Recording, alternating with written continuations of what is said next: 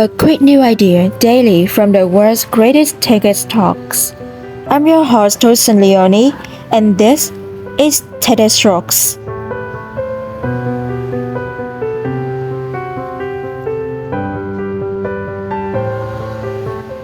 Are you aware that within mere seconds of speaking, our voice can influence how people perceive us?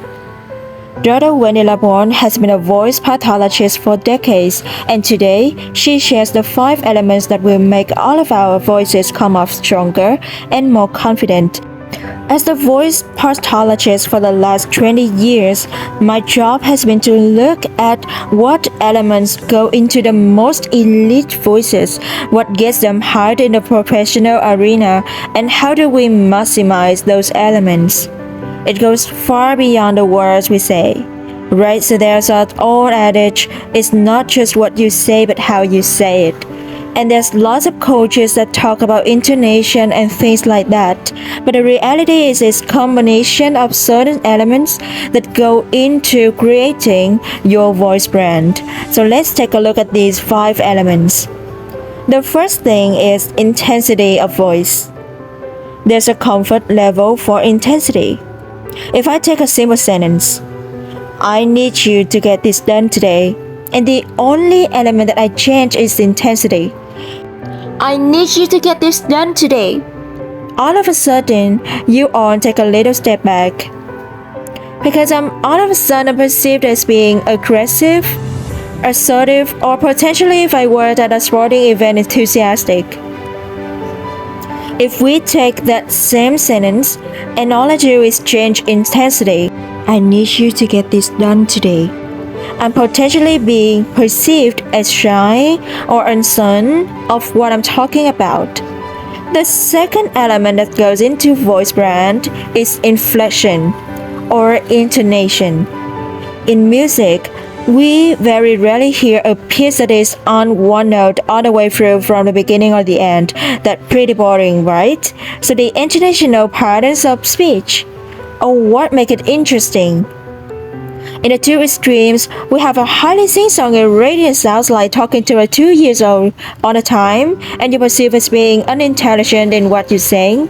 Or we have the complete opposite where someone totally doesn't change your tempo or the inflection at all. I need you to get this done today. They're bored, they're uninterested in what we're saying, and they're not connected to it. The third element that goes into your brand is rate.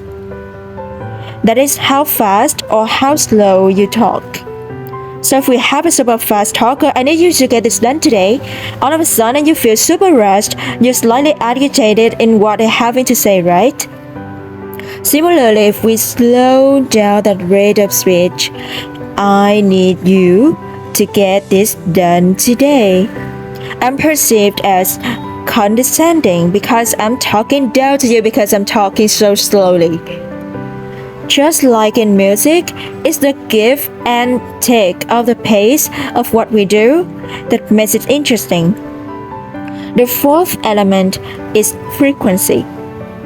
Frequency is measured in hertz, and we know that there are normative data for men, women, and children here in the United States and abroad of what the average fundamental frequency should be first to like their voice.